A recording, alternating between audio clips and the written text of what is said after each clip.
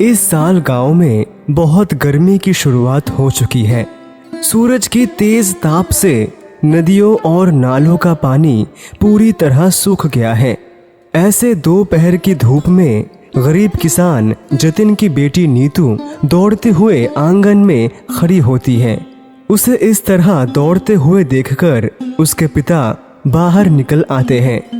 क्या हुआ बेटी नीतू, इस तेज धूप में तू ऐसे दौड़ती हुई क्यों आई? कहाँ गई थी? क्या हुआ? सब ठीक तो है ना? नहीं पिताजी, कुछ भी ठीक नहीं है। हमारा सब कुछ खत्म हो गया। हमारे खेत की सारी फसलें खत्म हो गई है। तेज धूप से सारी फसलें जलकर बर्बाद हो गई। ये क्या कह रही है बेटी?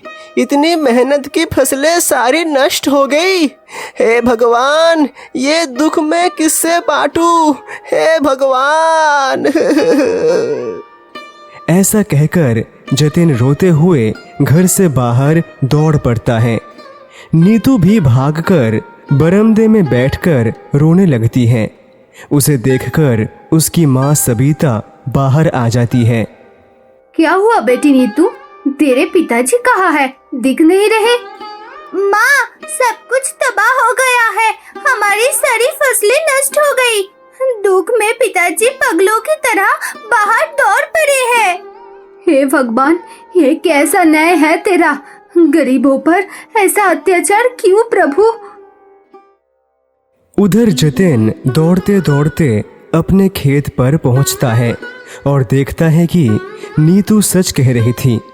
खेत में एक भी पौधा जीवित नहीं बचा। गर्मी की तीव्रता से सब जलकर मिट्टी में मिल गए हैं। जतिन खेत के पास बैठ जाता है। हे भगवान, सब खत्म हो गया मेरा।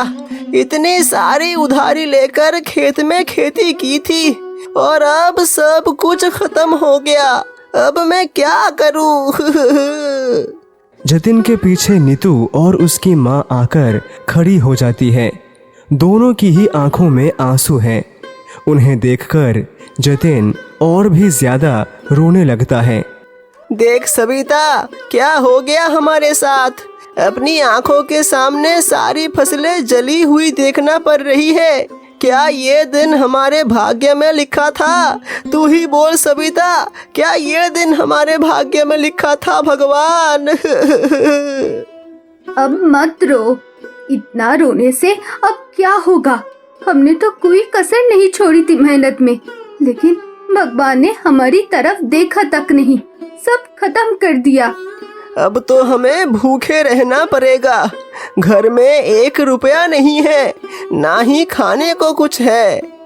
तभी कुछ और लोग जतिन के पास दौड़ते हुए आते हैं। सबसे आगे उसका पड़ोसी भोलू है। सबकी आंखों में आंसू हैं। वे जतिन को घेर लेते हैं।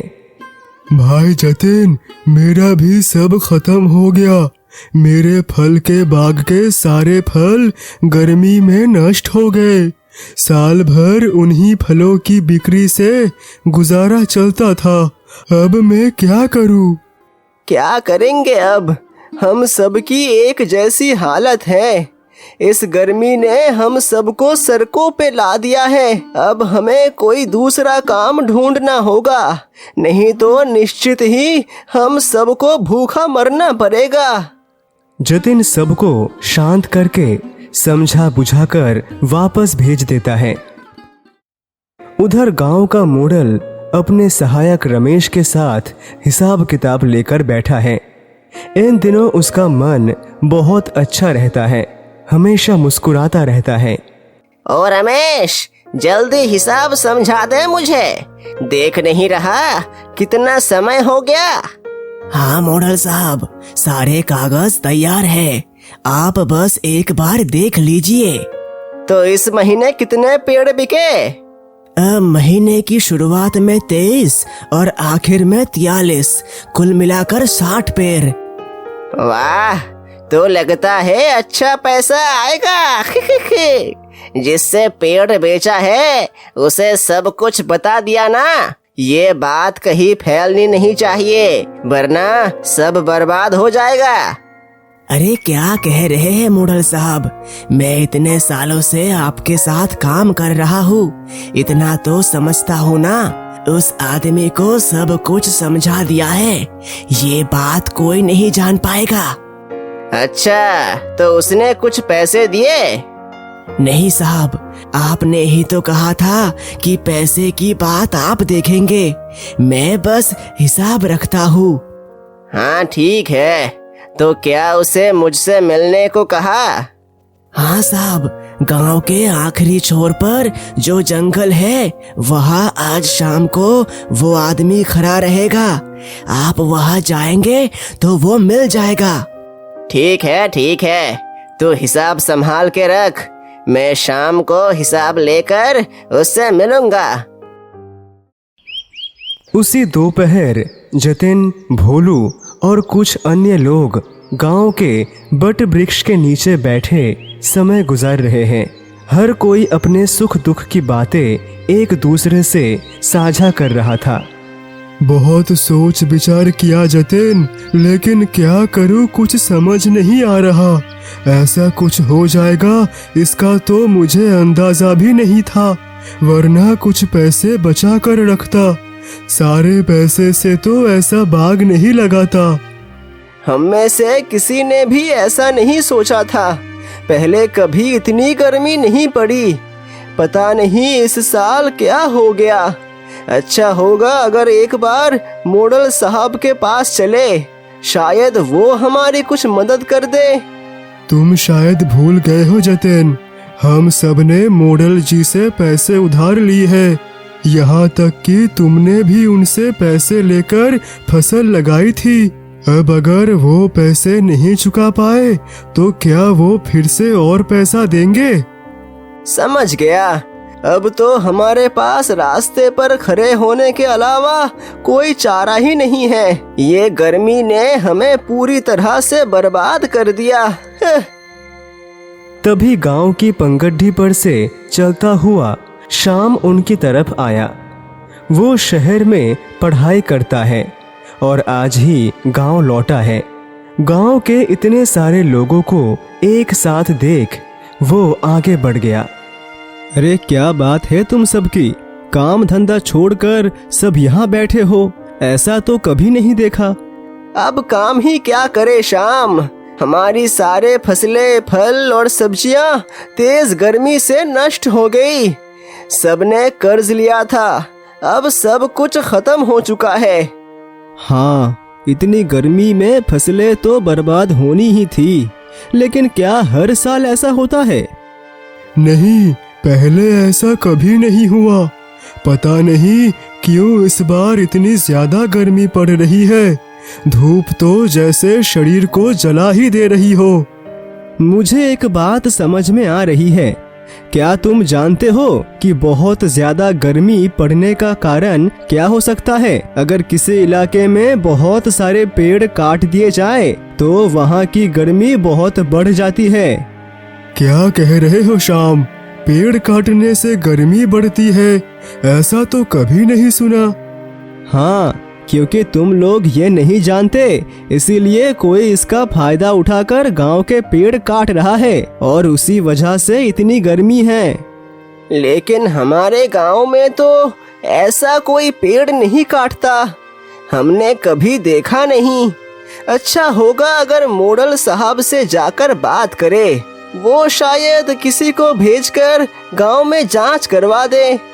हाँ, यही सही रहेगा। चलो सब मोड़ल जी के पास ही जाते हैं। सब मिलकर मोड़ल के घर की ओर चले। तब तक शाम हो चुकी थी और उधर मोड़ल उस आदमी से मिलने जाने की तैयारी कर चुका था। हाँ, शाम हो गई, अब निकलना चाहिए। आज उस आदमी से अच्छा पैसा मिलने वाला है। सोचकर ही अच्छा लग रहा है, जेब भर जाएगी पैसे से। चलो चलो, देर ना करूं ज्यादा। मोड़ल जल्दी जल्दी निकल गया। उसके निकलने के थोड़ी देर बाद जतिन, भोलू और गांव के कुछ लोग घर पहुंच गए। वे आंगन में खड़े होकर पुकारने लगे, मोड़ल साहब, क्या आप घर पर हैं, मॉडल साहब? मॉडल साहब, हम आपसे कुछ जरूरी बात करना चाहते हैं, कृपया बाहर आइए। काफी देर तक पुकारने के बाद घर के अंदर से मॉडल का सहायक रमेश बाहर आया। गांव वालों को एक साथ देखकर थोड़ा चिढ़ गया। अरे क्या हुआ तुम लोगों को? दिन हो या रात सब एक साथ चले आते हैं। बताओ क्या बात है? मॉडल साहब से हमें थोड़ी जरूरी बात करनी है रमेश दादा, कृपया उन्हें बुला दो। देखो मॉडल साहब घर पर नहीं है, बहुत जरूरी काम से बाहर गए हुए हैं। जो कहना है मुझे कहो। रमेश दादा, हमें लगता है कि कोई गांव से चोरी छिपे पेड़ काट रहा है। शायद इसी वजह से गांव में इतनी गर्मी पड़ रही है। अरे ये सब बेकार बातें तुम्हारे दिमाग में किसने डाली? कितनी बेवकूफी भरी बात है। ये हमारी बातें नहीं है दादा, शाम आया है शहर से। उसने हमें बताया कि अगर ज्यादा पेड़ काट दिए जाए तो गर्मी बढ़ती है। हाँ, वो तो पढ़ा लिखा लड़का है, झूठ थोड़ी बोलेगा। ठीक है, लेकिन अगर कोई पेड़ काट भी रहा है तो मॉडल साहब उसमें क्या कर सकते हैं? किसी को काटते हुए देखा गया हो तो बात थी। इसीलिए तो आए हैं दादा। अगर मॉडल साहब किसी को भेजकर जांच करवा दे तो गांव का भला होगा। ठीक है, मॉडल साहब आएंगे तो मैं सब बता दूंगा। अब तुम लोग जाओ, मेरे पास बहुत काम है। तुमसे बात करते करते मेरा कितना वक्त चला गया। बस बहुत हुआ, अब जाओ जाओ। इतना कहकर रमेश ने दरवाजा बंद कर दिया। गांव के लोग भी धीरे धीरे वापस लौटने लगे। उधर गांव के जंगल के अंतिम छोर पर मॉडल उस आदमी का इंतजार कर रहा था। कब से खड़ा हूँ, लेकिन वो आदमी अब तक नहीं आया। क्या वो आएगा भी? कहीं पैसे लेकर भाग तो नहीं गया? हाय, ये रमेश भी ना कुछ समझ नहीं आता। इतने पैसे का मामला है। लाला, जल्दी से मेरे पैसे दे दे। बहुत देर से तेरा इंतजार कर रहा हूँ। लगा कि तू पैसे लेकर भाग ही गया हो। क्या कह रहे हैं मॉडल साहब? मुझे तो बहुत सारे पेड़ों की जरूरत है, और जब आप मुझे इतने सारे पेड़ दे रहे हैं तो मैं क्यों भागूंगा? मुझे और पेड़ चाहिए। जितने पैसे लगे मैं दूंगा, पर कृपया सब पेड़ मुझे ही बेचिए। ठीक है, लेकिन ये बात किसी को भी पता नहीं चलनी चाहिए, नहीं तो सब बर्बाद हो जाएगा। सारा काम गुप्त रूप से करना होगा, समझे? आप बिल्कुल चिंता ना करें मॉडल साहब, मैं सब कुछ इस तरह से करूंगा कि किसी को जरा सा भी खबर नहीं होगी। ये लीजिए आपके पैसे, अब मैं चलता हूँ। वो आदमी मॉडल के हाथ में पैसे का बंडल थमाकर घने जंगल में गायब हो गया। मॉडल ने चारों ओर नजर दौड़ाई और वहां से चल पड़ा। ठीक तभी झाड़ियों के पीछे से जतिन की बेटी नीतू और कुछ बच्चे सिर उठाकर खड़े हो गए। देखा ना, मॉडल साहब ने छिपकर उस आदमी से पैसे लिए। चल, ये बात अभी पिताजी को बतानी है। सब बच्चे झाड़ियों के पीछे से बिजली की तरह दौड़ते हुए निकल पड़े। उधर जतिन और भोलू कुछ गांव वालों के साथ घर की ओर लौट रहे थे।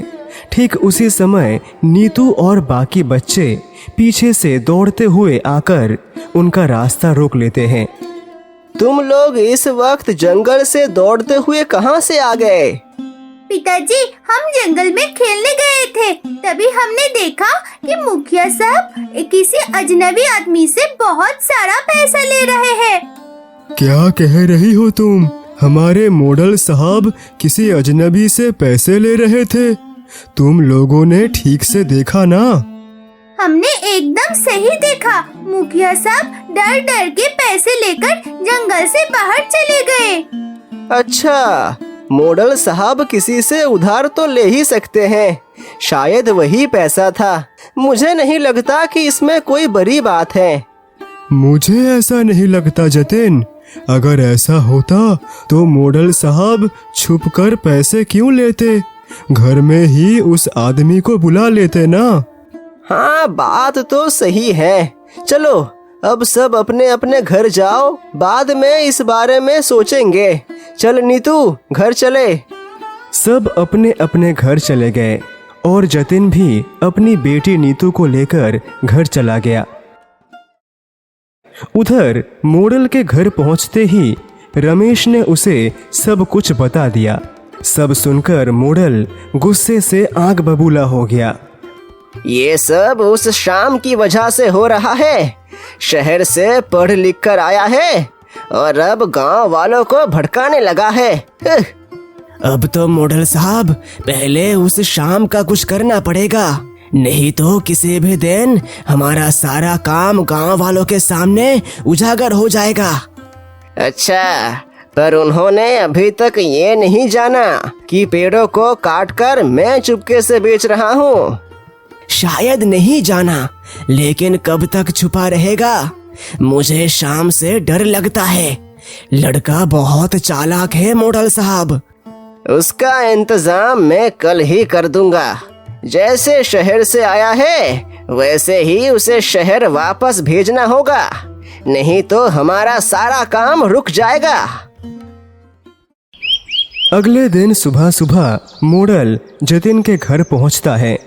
वहां वो देखता है कि जतिन और भोलू कुछ चर्चा कर रहे हैं। मॉडल को देखकर वे दोनों आगे बढ़ते हैं। अरे मुखिया साहब, आप इतनी सुबह मेरे घर? सुना कि तुम लोग कल मेरे घर आए थे। मैं घर पर नहीं था तो सोचा तुमसे मिलने चला आऊं। हाँ मॉडल साहब, हम गए थे। आप तो देख ही रहे हैं इस साल कितनी गर्मी पड़ रही है और ये सब पेड़ों की कटाई की वजह से हो रही है।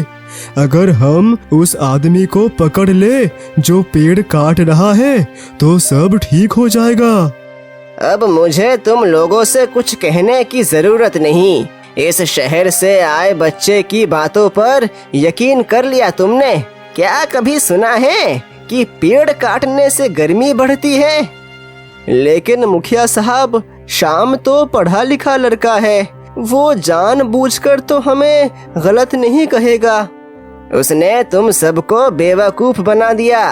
सुनो, मैं तुम्हें एक सुझाव देता हूँ। गर्मी का कारण है सूर्य। अगर हम सूर्य देवता के लिए एक यज्ञ करें तो गर्मी कम हो जाएगी, समझे? हाँ, मैंने भी पहले यज्ञ के बारे में सुना था। जब आप कह रहे हैं तो इसे शुरू कर ही देते हैं। हम गांव वालों को खबर दे देते हैं। लेकिन ये यज्ञ में तो बहुत खर्च होता है। बहुत से सामान खरीदने पड़ते हैं।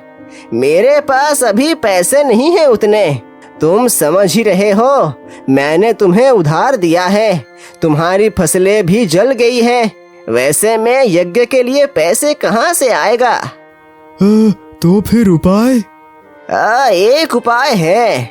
अगर तुम गांव वालों को समझाकर सबसे थोड़ा थोड़ा पैसे इकट्ठा कर सको तो यज्ञ हो सकता है। मुखिया साहब, बुरा मत मानिए, पर मेरी बेटी ने आपको कल एक आदमी से बहुत सारा पैसा लेता देखा और आप कह रहे हैं आपके पास पैसे नहीं हैं। हे भगवान, जिनके लिए इतना कुछ किया वही अब मुझ पर शक कर रहे हैं। ये दुख मैं कहाँ रखूं भगवान? वो पैसे तो मैंने उधार लिया था। सिर्फ तुम्हारे पैसों से यज्ञ नहीं हो सकता ना, और भी पैसे चाहिए होंगे। तुम लोगों के भलाई के लिए उधार लिया मैंने और अब तुम लोग ही मुझे दोष दे रहे हो। नहीं नहीं मॉडल साहब, आप उसकी बात का बुरा मत मानिए। आप हमारे इतने बड़े भले की बात कर रहे हैं और हम आपको दोष दे? आप जाकर यज्ञ की तैयारी कीजिए। हम गांव वालों से पैसे इकट्ठा करते हैं। ये कहकर भोलू और जतिन गांव में सबको बताने निकल जाते हैं और मॉडल खुशी खुशी अपने घर की ओर बढ़ता है। रास्ते में वो खुद से कहता है, क्या सोचा था श्याम, गांव वालों को मेरे खिलाफ भड़काएगा, मेरे सारे राज खोल देगा तू। अब देख मैंने क्या कर डाला। गांव वाले मुझ पर तो विश्वास करेंगे ही, ऊपर से यज्ञ के लिए एक एक करके पैसे भी लाएंगे। उधर जतिन और भोलू ने गांव के बहुत सारे लोगों को इकट्ठा कर लिया और मॉडल की बात सबको बताई। सब सूर्या देव के लिए यज्ञ करने को राजी हो गए। जतिन और भोलू भी सबको समझाकर बहुत खुश हुए। तो जल्दी जल्दी जाकर मुखिया साहब के घर में पैसे जमा कर दो। ध्यान रखना पैसा कम ना हो जाए। अगर यज्ञ में कमी रह गई तो सूर्य देव और भी नाराज हो जाएंगे। तभी शाम उस रास्ते से जा रहा था। इतने लोगों को एक साथ देखकर वो आगे आया और भीड़ को चीरकर जतिन और भोलू के सामने खड़ा हो गया। अरे दादा, ये सब क्या हो रहा है? सुना है गांव में यज्ञ होगा। ठीक सुना श्याम, सूर्य देव के लिए यज्ञ होगा ताकि वे खुश होकर गर्मी कम करे। ये आइडिया तुम्हें किसने दिया? यज्ञ करने से कभी गर्मी कम नहीं होगी। मैंने तो कल ही बताया कि पेड़ काटने की वजह से ही इतनी गर्मी हो रही है। हमें ये सब मत सिखाओ श्याम। जिंदगी में कभी ऐसी अजीब बात नहीं सुनी कि पेड़ काटेंगे तो गर्मी बढ़ेगी। भोलू की हंसी के साथ साथ सभी लोग और जोर जोर से हंसने लगे। शर्म और गुस्से से शाम का चेहरा लाल हो गया, लेकिन वो कुछ नहीं बोला और चुपचाप खड़ा रहा। सुना है तुम लोग सब मिलकर मॉडल को पैसे दे रहे हो। क्या मैं ऐसे ही पैसे दे रहा हूँ? इन पैसों से ही तो यज्ञ होगा। क्या तुम्हें पता है एक यज्ञ में कितना खर्च होता है? मैं तुम लोगों से फिर कह रहा हूँ, ये सब झूठ है। इस यज्ञ से कोई फायदा नहीं होने वाला। मेरी बात मानो, उस मॉडल को एक भी पैसा मत दो। शाम बिना कुछ बोले वहां से चला जाता है। थोड़ी देर बाद जैसे जैसे दिन बढ़ता है, लोग समूहों में मॉडल के घर की ओर दौड़ पड़ते हैं। घर के बाहर एक बड़ा डिब्बा रखा है। सभी लोग उसमें पैसे डालते जा रहे हैं। थोड़ी दूर पर खड़ा है मॉडल और रमेश। गांव के इतने लोगों को पैसे देते देख मॉडल के चेहरे पर मुस्कान फैल जाती है। कभी कभी मैं खुद की बुद्धि देखकर हैरान रह जाता हूँ। आज इस डिब्बे में भर भर के पैसा आएगा। सच में मॉडल साहब, आपकी अकल की दाद देनी पड़ेगी, वरना इतना बड़ा संकट झेलने के बाद अब इतना बड़ा फायदा कैसे होता। इतनी अकल नहीं होती तो जिंदा रहना मुश्किल था, समझे रमेश? सबके पैसे आ जाएं, उसके बाद 400 रुपए निकाल कर यज्ञ का इंतजाम करना, बाकी पैसा घर में रख देना, समझे? इसमें तो कोई शक ही नहीं। मैं सब समझ गया हूँ और कुछ कहने की जरूरत नहीं है आपको। बस आप देखते जाइए कि अब क्या होता है। मॉडल के घर से थोड़ी दूरी पर खड़ा है शाम। वो देख रहा है कि गांव वाले कतार में मॉडल के घर जा रहे हैं और पैसे दे रहे हैं। शाम ये दृश्य देखकर दुखी हो जाता है। जैसे भी हो, मुझे मॉडल की चालबाजी उजागर करनी ही होगी। वो ऐसे गांव वालों की मेहनत की कमाई लूटेगा। मैं ऐसा होने नहीं दूंगा। गांव वालों की आंखें खोलनी होगी। शाम वहां से चला जाता है और सोचते सोचते योजना बनाने लगता है कि कैसे मॉडल की सच्चाई सबके सामने लाए। ठीक उसी समय नीतू और कुछ बच्चे सामने से दौड़ते हुए आते हैं। अरे बच्चे, कहाँ भागे जा रहे हो?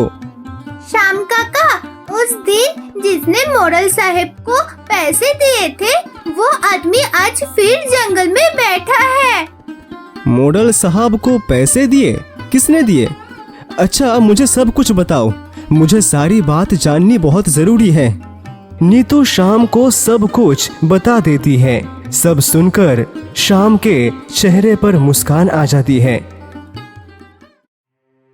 कुछ देर बाद एक चादर ओढ़ कर शाम जंगल के आखिरी कोने में पहुंचता है। वहाँ वही आदमी खड़ा है। अरे मोडल साहब, आपको अब आने का वक्त मिला है। मैं कब से खड़ा हूँ यहाँ पर, और आप ऐसे चादर ओढ़ कर क्यों छुपे हुए हैं? अरे ज्यादा बात मत करो, अगर किसी ने देख लिया कि मैं यहाँ आया हूँ तो मुश्किल हो जाएगी, इसलिए चादर ओढ़ कर आया हूँ। चलो चलो चलो, जल्दी पैसा दो। हाँ हाँ, ये लीजिए पैसे। अब मुझे पेड़ दिखा दीजिए, मैं काटना शुरू करूँ। नहीं, अभी पेड़ नहीं दिखाऊंगा। कल सुबह मेरे घर आना, वही बैठकर बात करेंगे, ठीक है?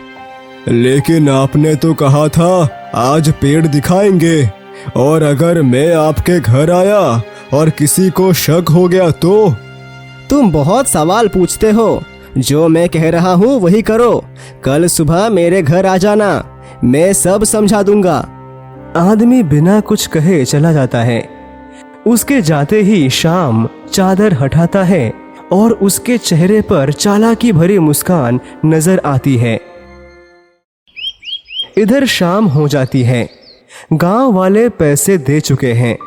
रमेश उन पैसों का हिसाब कर रहा है और पास बैठा मोडल देख रहा है। अरे नहीं, आज तो मुझे उस आदमी से मिलने जाना था। अब तो दोपहर बीतकर शाम हो गई। वो जरूर अब भी वहीं बैठा होगा। रमेश, तू पैसों का ठीक से हिसाब रख, मैं अभी आता हूँ। इतना कहकर मोडल उस आदमी से मिलने निकल पड़ता है। उधर जतिन घर लौट आया है और खाना खा रहा है।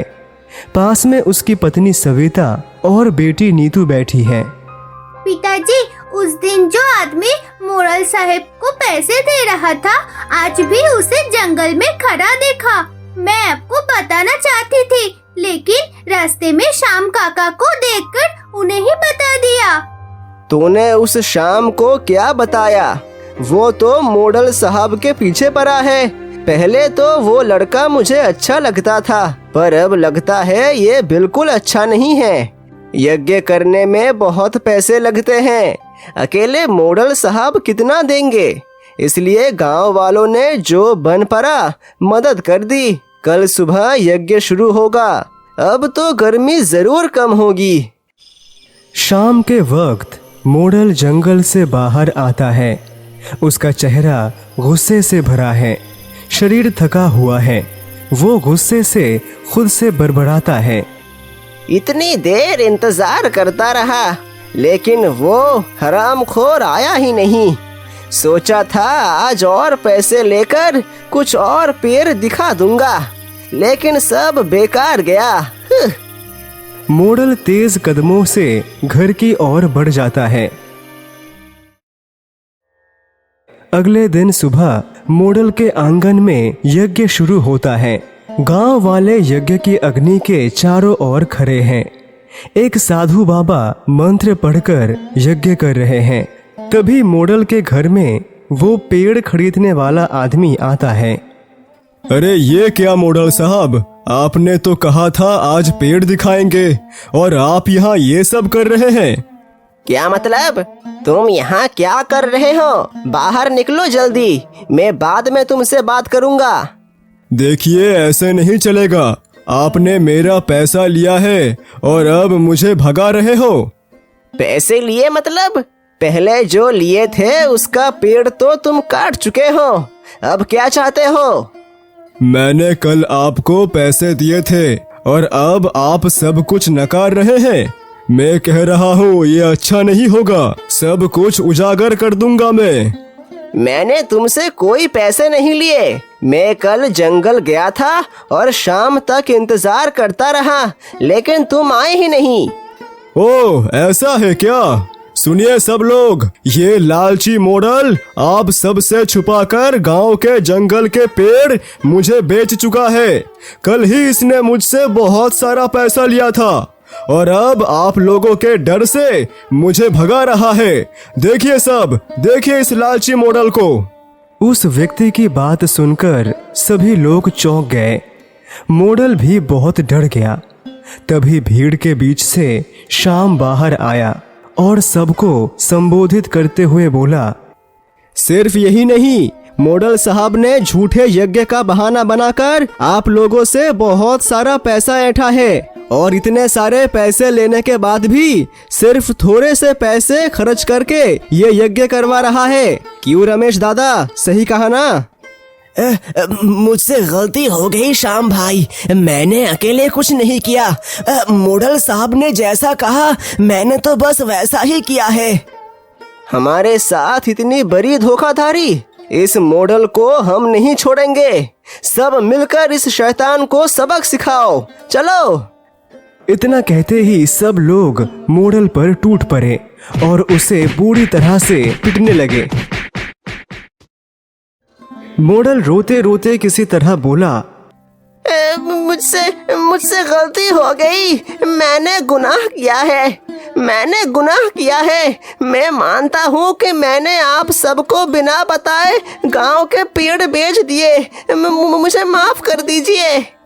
ये सुनते ही मॉडल श्याम के पैरों पर गिर पड़ा और रोते हुए बोला, अब मुझे बचा लो श्याम, मुझे सिपाहियों के हवाले मत करो। मैं सारा पैसा लौटा दूंगा पक्का। जो पैसे पेड़ बेचकर मिले हैं उनसे फिर से नए पेड़ लगवाऊंगा।